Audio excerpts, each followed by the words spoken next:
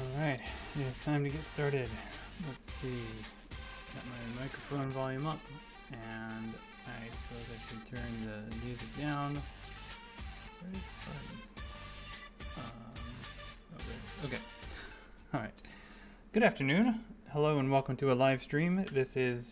I am Zach Whalen, and this is the live stream for Intro to Digital Studies. This is week 2 of the second summer term at the University of Mary Washington, and I am the professor. So today we're going to be talking about digital culture. It's the second major topic that we're covering in this class, and to do that, we're going to be covering that with a pretty major assignment. And so most of today's presentation actually is going to be helping you, the students in this class, prepare for that assignment. Now, I guess if you're watching this and you're not in the class, then that's fine. You're certainly welcome to watch, but this is going to be pretty, focused for my students as it should be. So thanks for watching, students. I changed the time. I hope that's okay. I think 1 o'clock works a little better for me this week, so I'm kind of curious to see how it goes for you. I'm just kind of looking at who's online right now. It looks like a slightly different set of people are online right now on Discord, so that's good. I've got 7 viewers on Twitch. And of course, for everyone else, I hope you're able to watch this in the archive on the YouTube playlist. I've been putting timestamps on those to help you navigate them, and this is what I'll do as well. I have a slideshow that'll help me kind of navigate my comments, and then as I'm presenting, and then you can look at it after the fact, click on those timestamps to see different topics as they come up. Also want to say I'm really glad to see a lot of you have already jumped in on the web literacy assignment. I can tell that because you've already completed the form, which I told you to try to complete by midnight tonight. I think last time I checked I had 7 responses already, which is great. So everyone else, certainly do that as soon as you can. Those of you who have already done it, if since you kind of jumped in there, if after I've presented to some different things here, you change your mind about certain topics, or you just think of it differently, then you can certainly resubmit that, and I'll just take your most recent submission. But otherwise, since it's first come, first serve, I'll try to go with what you already have and give you those topic assignments as quickly as possible. Basically, just after I finish this stream, I'll start working through those. Okay, so that's getting ahead a little bit, but I wanted to mention that for those of you who are already there. So our goals for today, I want to talk a little bit. This is kind of a preamble, kind of a thing to prepare you for getting into this project, which is to kind of think about browser privacy. And this is something that could actually be strategically important for your research, because the kind of research you'll find yourself doing here could take you to some different parts of the web than what you normally would experience. And those parts of the web can be a little bit yucky, and they can have a lot more spam and ads than you're used to in your normal browsing circles, whatever those are. But ultimately, our big goal here today is to learn about web literacy, and we're going to be doing an assignment on web literacy, and so I want to get you started on that assignment. Also wanted to say that some of you might still be trying to catch up on things from last week. I saw quite a few, like most of you have submitted all your work for last week, but there was maybe 5 or 6 that were still outstanding. So make sure you do that. Please submit it in Canvas. So even if you posted things on your blog already, I also need to see it in Canvas so that I know to go check your blog. Please do that. If you are, didn't mean to click yet. If you are still struggling with anything from week 1, please ask, because week 1 is really important as far as kind of building that foundation that everything else is built on top of. So if you're still struggling with something about setting up your website, please ask so I can help you get that set up, and so you can move on more comfortably to the next things, and you'll have a place to work on these things. Right. Also, don't forget you can schedule an appointment with me. Go ahead and throw my contact info up here. Oops, wrong browser tab. Let's try this one. zachwhalen.net/contact is the best way to find my contact info, even though the listed hours there I think are incorrect. It's hard to update websites. I'm getting close actually. I'm pretty close to the new version of my website, but it's not there yet. But this Book Now thing does work, and you can also get straight to this through a Pointlet if you want, but or honestly just email me. But this is a way that you can schedule a specific block of time to go through something. I could do a text-based conversation, like a chat in Discord, or a voice chat in Discord, or just a one-on-one video conference in a separate platform. I like to use Whereby for that. So these are things that are available, resources available, or I am a resource that's available to you. Of course, the DKC is also a big resource that I know some of you have already been taking advantage of, which is excellent. I encourage everyone to, whenever you get stuck with something, you can book an appointment with them. These are other students that are consultants that are happy to help guide you through the kinds of things that I've been talking about in this class so far. Some of the things later on they probably won't have as much ability to cover, but a lot of what we're doing as far as setting up a domain, installing WordPress, blogging, these are things that they're very familiar with and very happy to help you with. Okay, so these are the goals for today. Let's start off talking a bit about web browser security. Oh, and by the way, if you have questions as I'm going, I am keeping an eye on the Twitch chat and the Discord chat, but not YouTube. So this is live streaming on YouTube as well, but that's more just for archival purposes. I don't actually check the comments on those. So, Twitch and Discord are the ways to go if you have any questions or comments as I'm going along here today.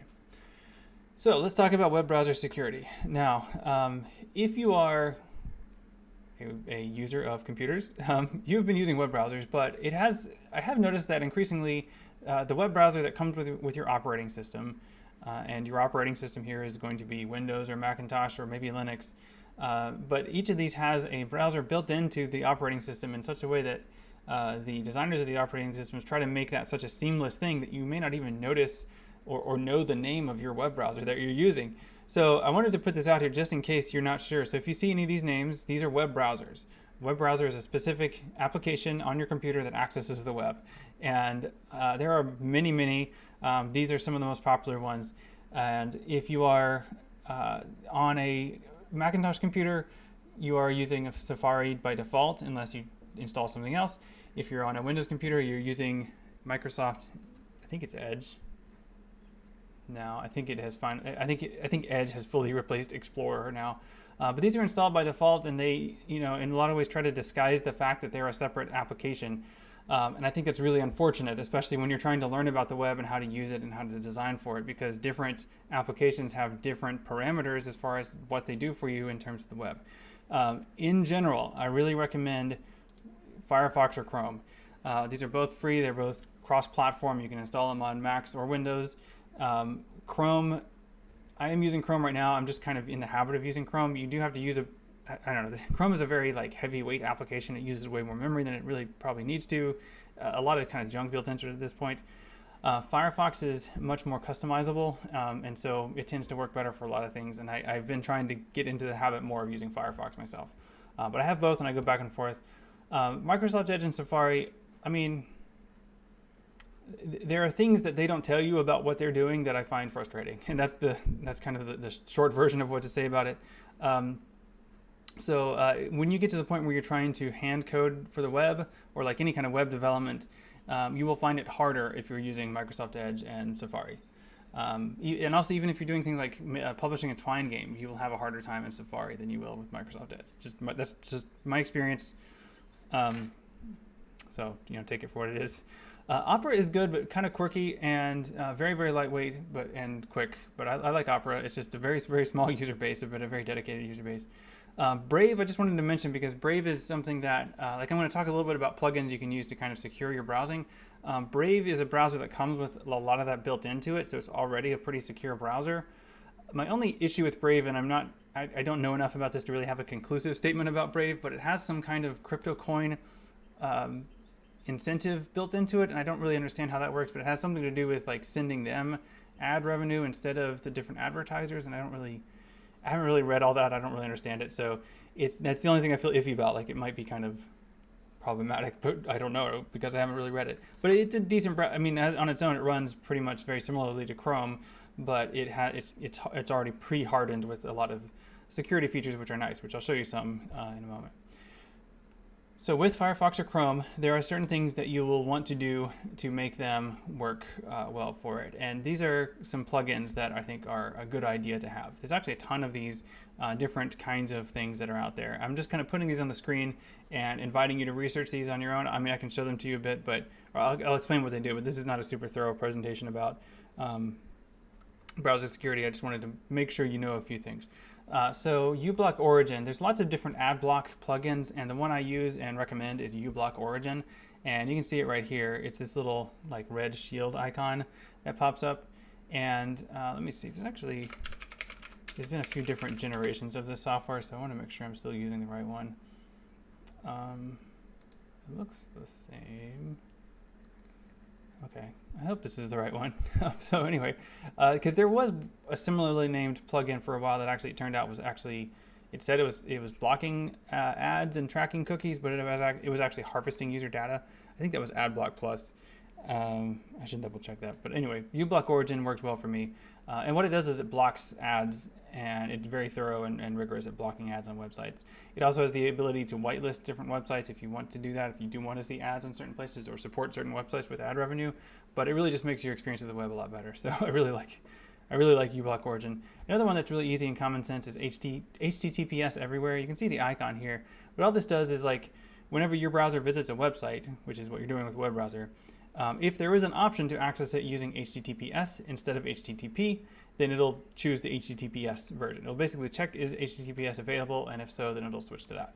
And the S there means security. It means that it's an encrypted connection, which means if you send any kind of private data like a social security number or bank data in back and forth between your computer and that web server, HTTPS is going to lock that into an encrypted transmission. So it's not going to be visible to anyone else that might be sniffing your packets or like trying to intercept your web traffic.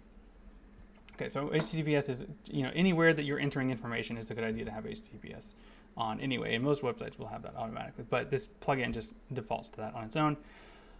Dashlane, there's a bunch of different password managers. I use Dashlane, but there's really, the differences between them are pretty minimal. There's Dashlane, there's KeepPass, OnePass, LastPass, and I've used all of those at different points in my life. I'm currently using Dashlane. I'm probably going to stick with it for a little while anyway. The basic way you would compare these is some of them are free, some of them are not. Some of them are free until you upgrade to the premium, and different things like that. But the nice thing about a password manager is when you have a ton of different things to log into, you let the password manager remember the password. So you just make the password something super long and random that is very secure and not at risk of being hacked, but it's so secure you don't even know it.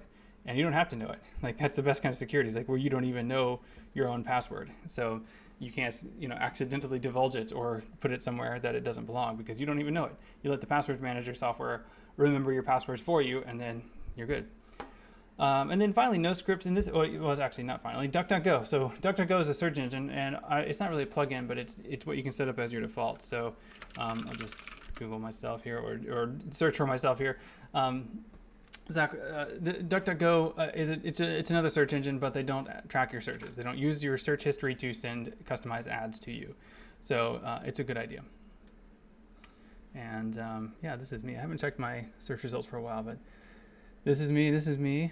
This is not me. This is Zach Whalen underwater, who is someone who has the same name as me, but does underwater photography, which I think is pretty cool. So anyway, that's DuckDuckGo. I do have the bird cam on, by the way, and there's a wren checking out the, he's inside the bird feeder now. I'm not sure how he got in there, but I hope he can get out. But I have not, the bird feeder does not have bird feed in it, so I need to refill that. Okay, that's him singing. Do you hear that? He's like, hey, there's no food here. Anyway, finally, no script is just a way that will turn off a ton of stuff if you're really concerned about scripts and things running in the background, but no script is just for Firefox. Okay, something else you can do, and I promise I am getting to the web literacy part of this, but these are just some good practices of web browsing while we're at it, right?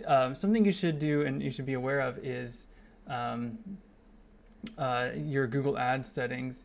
Yeah, MHBen is asking about VPNs. I actually have that on a slide here just as kind of for even more security if you want to go further.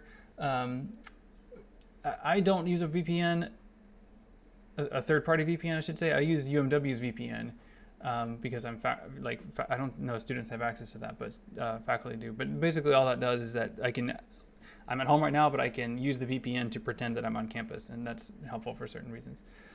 VPNs, I don't know. I'm paranoid about VPNs because I think they present sort of a false sense of security in the sense that you're sending all your traffic through a specific VPN server and trusting that server not to do something nefarious with your traffic. So you have to really trust this company, this VPN company, before you use it. And so I have not actually done enough research to feel confident in any particular VPN company. It's also not a huge priority for me. I'm not doing the kind of research that I really feel like needs to be protected that much. That's a similar calculation with Tor. Tor is free, but it just takes a lot to build.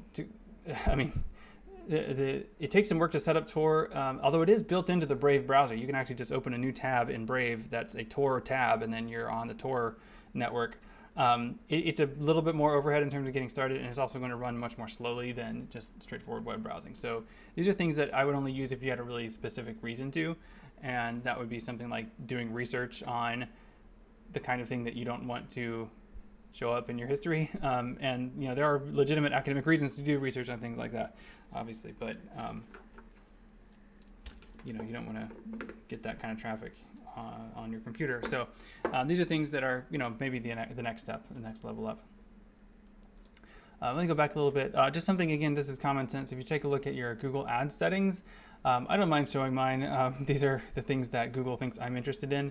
And I mean, some of these are wildly inaccurate, and some of them are kind of eerily precise, I suppose. I don't know, nothing too embarrassing here that I'm seeing. Most of these things make sense, I guess. But if you, the thing that Google offers is, like, if you see something that is not appropriate, that you don't want to see ads for, you can delete it. So all my kids are potty trained. I don't need that anymore. So, these are things that, most of these things I'm not that interested in, but I don't necessarily care about either way. You can also turn this entire thing off. And so I leave mine on mainly so I can demonstrate it to you all like I'm doing now, but you can also just turn off ad customization entirely if you want to. But to do that, you go to adssettings.google.com. Of course, you have to be logged into a Google account to do that. You might actually have to, come to think of it, I think you also have to set up two-factor authentication to do that. But check that out at some point, and it's not a bad idea. Okay, so another external link here.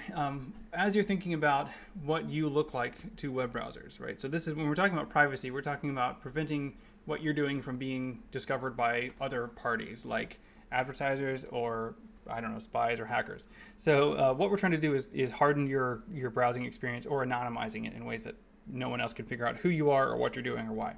And so this website, coveryourtracks.eff, used to be called Panopticlick. I guess they just changed their name.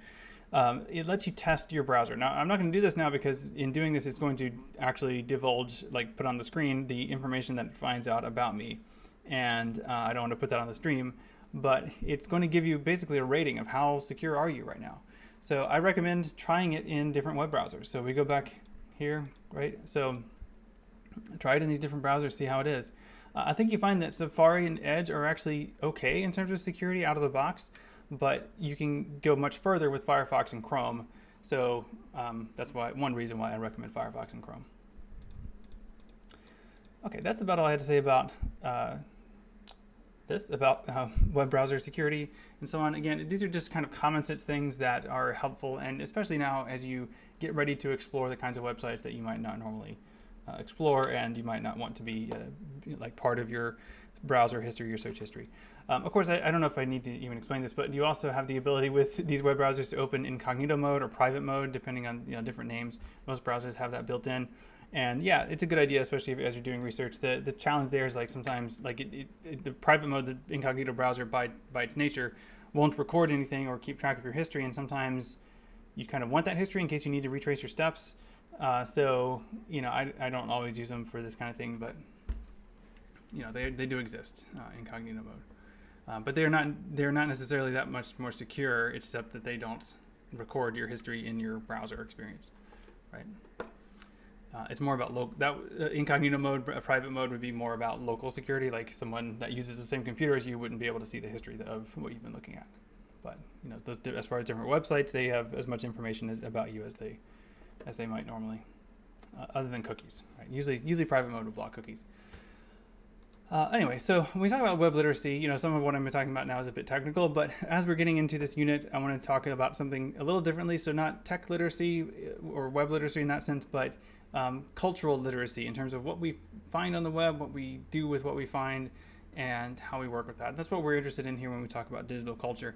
Basically, digital culture just means all of the stuff that is produced by human society on digital platforms. All this, I don't know, this is a pretty vague kind of way to say it, but it's the things that make us who we are. And so these are things that we need to be informed about, and there are specific literacies that we need to practice in these environments. So this particular assignment has to do with what I'm calling web literacy. And this implies that there is a web illiteracy that there is a state of being uninformed about this material and about these processes, and that can be harmful. Like that's a bad situation to be in, and in fact it probably describes the majority of users, unfortunately. And so what we're trying to do is move beyond that. We're trying to improve the overall literacy of these spaces, both by being better consumers and users of these platforms, but also by putting better information into these platforms, like actually not spreading disinformation, basically, is what we're talking about. So let's take a look at some resources for this. The main resource, the information we're going to be looking at this from, is a textbook by Mike Caulfield, and this is an open source textbook.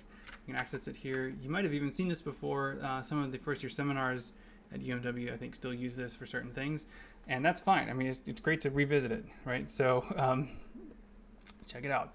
Web literacy for student fact checkers. This website's a little. This actually is a textbook, but it's a website. I just wanted to show you quickly how to navigate this. You click on the left, which is just above my head here, and you see the chapters or sections really.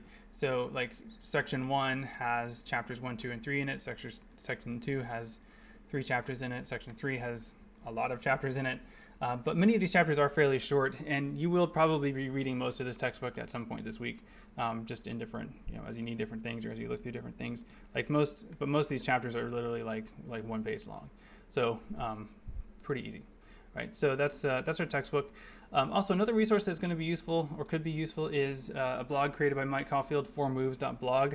And it looks like he hasn't updated this in about a year, actually, but there are lots of kind of test cases or example inquiries here. So these are things where he's putting something out here, a claim, a viral kind of claim in social media, and without answering the question. So is this true or not? And so this is something that you can kind of use to practice. Like you can use these different things to practice your web literacy fact-checking skills as we proceed through this week.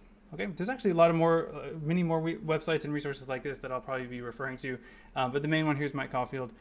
If I can find it, I forgot to look it up beforehand, but there was a nice New York Times profile of him recently that covered this material, and actually in that interview he talked a little bit about some different ways he's thinking about this material now, but it's still very useful, I think, and I really like it, so we're going to use it.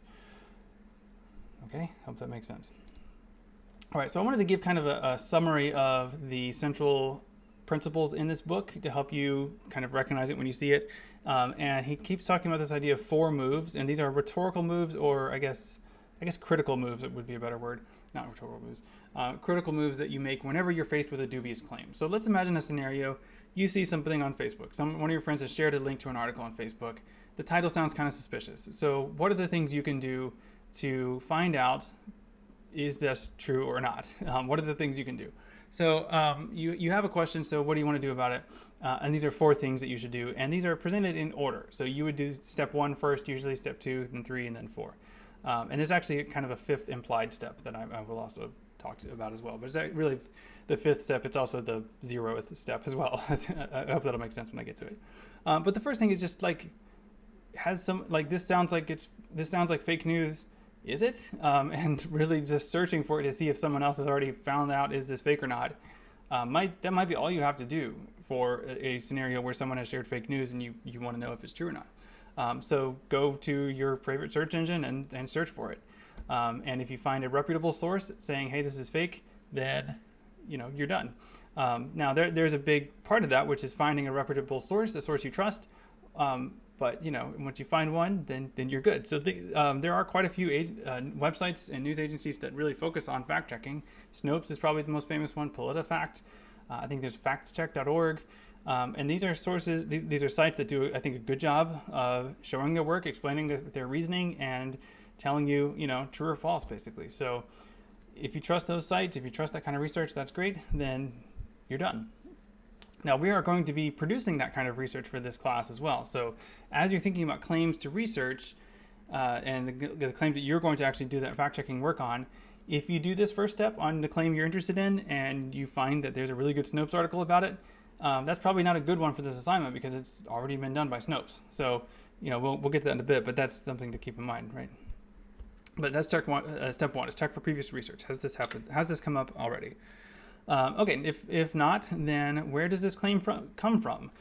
what is the website is from. Like on Facebook, usually you can see the domain name, or on Twitter, you can see the domain name that it comes from. If it's a screenshot of a tweet, you can see the account that it comes from. But go upstream as far as you can. So who was the originator of this claim? And what do you know about them? Right? Is this from someone you trust, or is it someone that has a reputation for falsehood? And then if you already know enough about that source to make a conclusion either way, then you can say, well, this is fake or this is not, and move on from there. But if you're not sure, there is another step. So that's what you do though. But the main thing to do is go back as far as you can into the source. We're talking about social media, Twitter. Things go viral, and because the one aspect, what we mean when we say something has gone viral is that it's been passed through multiple steps in a chain of communication before it got to us. And so in step 2 here, going upstream, you're kind of reversing that process to see where did this start. And then if you can find that and you know something about that source, then you can make a conclusion either way based on that source. Okay, then step 3 is, let's say you get to that source, you're not sure if it's reliable or not, then you can read laterally. This is Mike Caulfield's term for trying to understand the reliability of a source. So you're trying to figure out what is their reputation for telling the truth. And this takes a little bit of skill, and we'll work on a couple exercises that'll help us practice this. But that's the idea here, reading laterally. And then the final step is, kind of a cheating step, but it's really just, if you don't find an answer, go back and try again, right? So just kind of keep going back and keep going back and keep going at. If you still have doubts about a claim, then the main thing is don't share it, right? These things become viral because people keep sharing them. But as I said in the notes for today, most of the links that people share on Facebook, they have not read. Most of the time, if you see a link that someone has shared on Facebook, they have not actually read the article that's behind it. Well, I say most, it's something like 60% of the time they have not actually read that article. The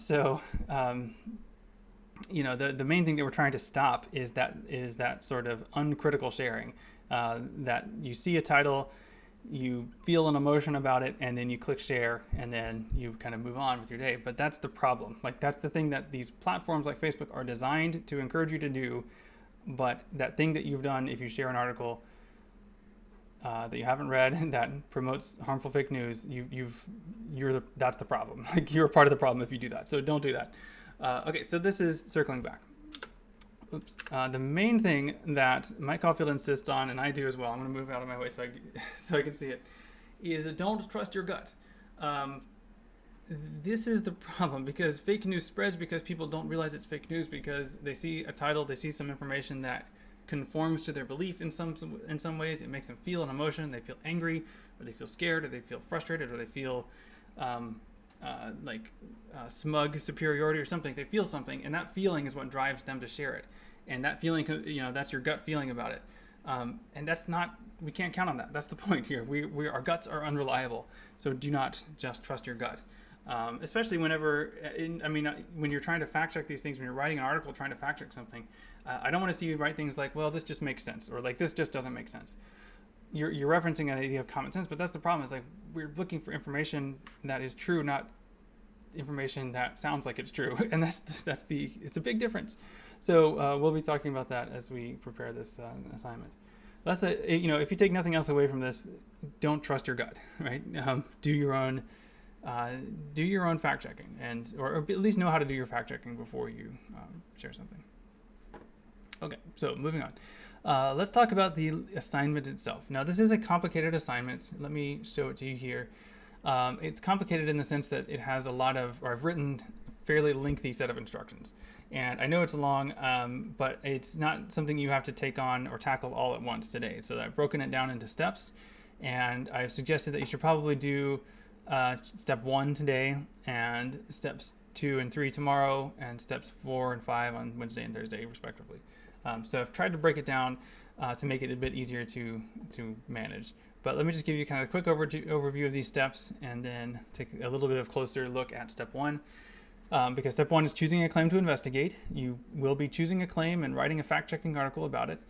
You can use this Google form to suggest which claims, but I'll get back to that in a second. Once you've chosen a claim, or really once you've expressed a preference and I've told you which of those preferences to pursue, then you should begin investigating. And you've got different methodologies explained in the textbook, and we'll talk about some more and do some practices tomorrow, some practice exercises tomorrow. And then, so you do that research and write your article. There's a template for your article that I will show you how to fill in, but that's the idea. You'll edit your article to make sure it's written clearly and from a neutral point of view. You will review other people's articles and make sure that they are written correctly and with a neutral point of view. I'll add a special channel here in Discord. Maybe I'll just go and do it now so I don't forget. Oops, typed that wrong.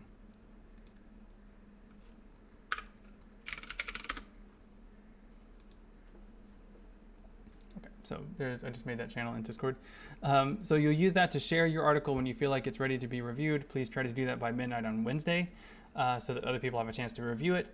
And then you'll respond to their comments and reviews and finalize your article and then finally reflect on it. So it's a lot. Now, like I said, it's a lot. One thing that you should just to be aware of, I originally had this, like in the past, I've done this as a group project. So different groups were working on, like 4 or 5 people working on the same article together. That became very hard, very challenging to manage over the summer term when people have such different schedules. So I'm making this an individual assignment instead, and I hope that's okay. My expectations as far as the length of the assignment are, the article that you produce, I understand you're one person. So I'm not expecting like the same amount of research that a 5 or 6 people could do, but really I found that a lot of that research was kind of redundant anyway. And so I think a single person per topic makes sense. Anyway, regardless of the logistic aspect of it. Okay, so these are the steps. Details are there and will be kind of further clarified as we go through the week. But let me talk a bit about step 1, which is what we're doing today. Okay, actually, here's the overview. So step 1, choose a topic, learn about the methodology. And here what we mean. So choosing a claim to investigate. So I've seen some claims already on the form, so that's good. But let me kind of help you think a little bit about what makes a good claim for this assignment. A good claim is going to be something that is by its nature verifiable, something that it is possible to find out whether this is true or not. And that doesn't necessarily mean possible or impossible for you this week, but just possible or impossible generically, like in general. Like, is this something that can be proven? So there are certain kinds of claims that just by their nature cannot be proven. And I'll talk about a little bit about different kinds of claims, but think of things like, I don't know if I want to go here, but does life exist beyond death? Something that you may believe one way or another, but that you're not going to be able to prove one way or another just by its nature. So these are the kinds of questions you want to avoid. You don't want to avoid those very big philosophical questions. Also, you want to find, if you can, something that actually has circulated, because that'll give you some research to do. It'll give you some, something to work with, some traction with it. So something you actually come across in social media. I've personally kind of pruned a lot of my social media, so I'm not seeing a lot of things like that, just generically, organically, I suppose. But maybe you'll see those kinds of things, or maybe you'll find them out there. I don't know. I do have a list of suggested kind of recurring topics that you might find, and it's a Google Doc that I need to track down. But I can share that in Discord if anyone's having a hard time finding a topic. But I've put several suggestions in the forum, and so look for things like that. One way you might find things like that is take one of the topics that I've suggested, go on Twitter, search for that topic, and you will probably find other topics being searched at this or being tweeted by the same people. So like somebody who's tweeting that 5G causes COVID-19 is probably also going to have other ideas that are similarly dubious. So these are things that this is a way you might find these kinds of things. Also, try to find something that has not already been really well covered. So if you go to Google News, this is how I usually do my news now. So if you go over here, Google News actually has this fact check bar over here on the right. And so if you find something that's already got a nice PolitiFact article about it or an AFP fact check about it, these are things that probably don't need, they won't be as much work for you to do. So I don't recommend doing topics that you find this way. I don't recommend finding topics this way, but also once you do that checking for prior work step on your topic, and if you find a really good Snopes article, then don't do that one. Okay, So let's talk a little bit about different types of claims to kind of think about that idea of verifiability. So this is just a very brief kind of lesson in rhetoric, I suppose, or persuasive speaking and writing. Sorry, my son. You might hear my son screaming in the background. He's fine. His friend is over here, and I don't know what they're doing, but they're playing. So in case you hear screaming, it's playing. So these are 3 different types of claims, and you can break these down in different ways, and there's different examples. But this is just a very simple way of thinking about it. So a claim of fact, right? A claim of fact is something that says whether or not something is true. So Titanic is a movie starring Leonardo DiCaprio and Kate Winslet. So that's a claim of fact. That is either true or it is not true. A claim of value puts that on a scale somehow. So the claim of value could say Titanic is the greatest movie of all time.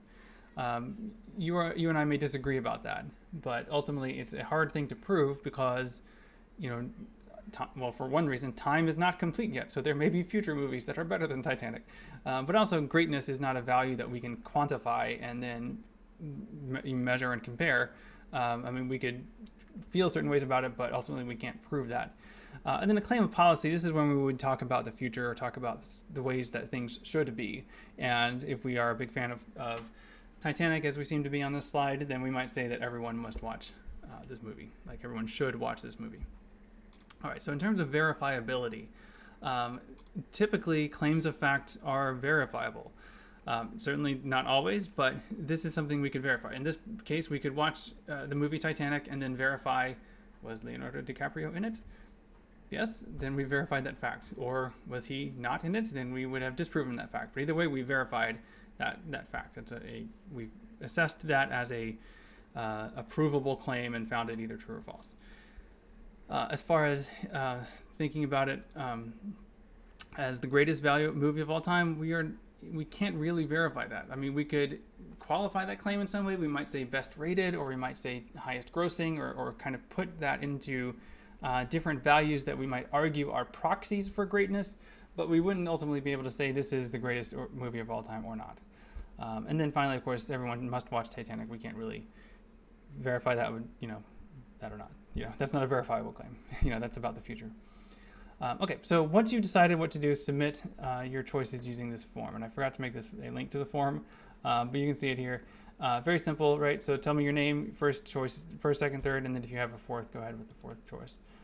So I'm not going to show names on here, but you can see that they are there are some themes already emerging, I think. So that's all right. It doesn't have to be something COVID related. If you want, there are unfortunately quite a few claims circulating about COVID that are dubious, but with the vaccines. But that's not required. If you're sick of hearing about these kinds of things, then certainly feel free to find something else. But yeah, it's great to see 8 responses already. So I'll take a look through those shortly and get back to you about that. Okay, so we're just about done. Let me show you I'll go ahead and show you the next next step of the process, which would be after you've got your topic and you've started doing your research, then you should start working on the Google Doc template. So let me just show you this template and what you should do with it, and then I'll wrap things up. So this is the template, and the way this is meant to be is the black text is what you would write in this, or what would be in your article, and then the blue text is my explanations of it. So you would delete these statements that I've made as you complete the article, and you will change at least these first 2, right? Because I've set this in here as an example claim, or and you may have heard this claim, the claim that birds are not real. They are, what are they? What are birds? I don't know. But some people claim that birds are not real, that they are actually drones that are spying on us. I don't think people make that claim seriously, but it exists. So, but anyway, the point is you should state your claim in the form of a question, like, do 5G networks cause COVID-19? Right. So you're going to put it as a question, and then you're going to answer the question. Go for yes or no if you can, and but be honest, right? If you ultimately can't prove it either way, say probably not, or probably. There's different ways you could qualify that, but try to avoid qualification as much as you can. Make it as definitive as possible. Yes or no are the best case scenarios for that. All right, so then the next bit here, yeah, find some real world examples of someone making this claim. If it's a tweet, you can take a screenshot of that tweet. If it's a Facebook post, again, screenshots. Try to blur out people's actual names in these, but get the record that they put that in there. Try not to link to websites. So if there is a website that's circulating misinformation, the reason they do that is so that people visit their website and then click on their ads and then they get money from that. So if you link to their website with false information on it, you have kind of done the thing they want you to do. So don't link to it, but you can provide screenshots, and that would be good. Screenshots are better than links in this case, and that's usually not the case, but in this case it is. Okay, so and I don't know. I can show you different methods for doing screenshots. Maybe that's, since I'm running long on time, I'll put that tomorrow. But there are ways you can kind of safely take screenshots and prepare them for this. All right, so this will take a little bit more research. So once you found it, why does this exist? Like, if this is fake news, why did someone decide to put this on the web? And you might have to speculate a little bit. You might have to do a little bit of third-party kind of lateral thinking to try to figure this out. But do some research, right? Go into Google Scholar and see if you can find historical research about this kind of claim that you're looking at. I bet you could find something about a lot of the topics you all are already suggesting. So, figure out where this comes from as much as you can. Not just examples of it, but like, where did those examples come from? And then finally, or not finally, tell me kind of, how do you know this is true or false? What is your source for the truth, and how do you know it's reliable? And this is where I really want to see multiple sources. So it's not just you Google it and you found a Snopes article and you're done, because that's not really doing research. That's just looking up the answer. I want you to actually find out what you can from as many primary sources as you can, as many real kind of content sources as you can. But as you do, make sure you explain how you know that this is true. Make sure you explain that this is definitely true, this is definitely false, and I know that because here's a peer-reviewed academic article about it, or something like that. We'll talk about evidence a little bit too, but tomorrow. But that's the idea. Finally, just add your name here. Now, to do this is my template document. So to get started, what you want to do is go to File and then Make a Copy. So you're not able to edit this copy. Let's go to File, Make a Copy, and then you'll have a copy that you can edit.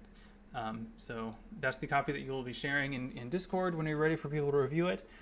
As you do that, though, make sure you know this is a way that you can share it that lets people suggest or make comments, as opposed to editing it directly. So when you go to share it, I'm not going to do this right now, but you can change it to anyone with a link can, actually I already did. So usually you would have these three options, or default to viewer, anyone with the link can view, but I want you to switch it to comment so that someone else could see your article and then add comments to it, right? And so this is how we're going to accomplish a little bit of peer review for this.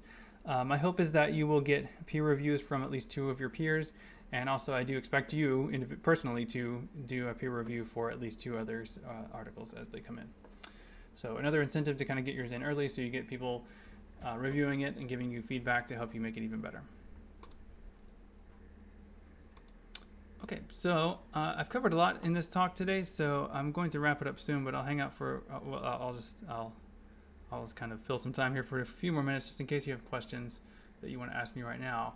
But I will be in the Office Hours Discord channel shortly.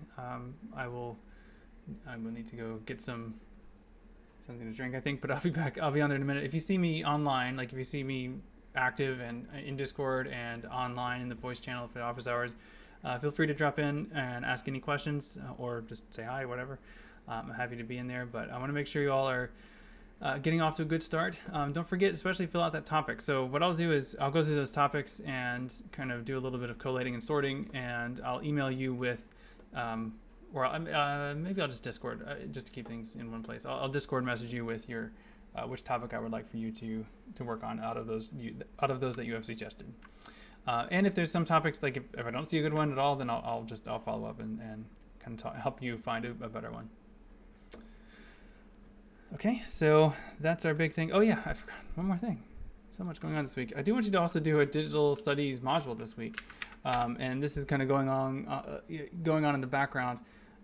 It's there's a lot of options here. I'm not going to go through them all here, but these are things that would basically amount to a couple of blog entries on your website about whichever of these topics, these cultural modules that you choose. These are pretty thorough and also pretty diverse, so I think you'll probably find something you can work with. Just remember, whenever you see any references to Slack on this website, that should actually be Discord. And I don't actually have channels for most of these yet, but what I'm going to do, I think I'm going to go ahead and just make it possible for you all to create channels on your own. So if there's a channel you need, like if you want to do the memes module, and that channel doesn't exist yet, I'll make it so that you can create your own channels for that. I just need to, yeah, I need to go to the role permission stuff on the Discord server, but I'll do that. Do that later. Okay, so I think I'm not seeing any questions recently, so I think you all are, I hope that means you all are okay, that this is making sense so far. It's another busy week, but that's how this summer, how it goes with these summer terms. So thanks for watching, everyone. I'll be online for a little while, and you know, turning on my outro music. Yeah, I'll see you later.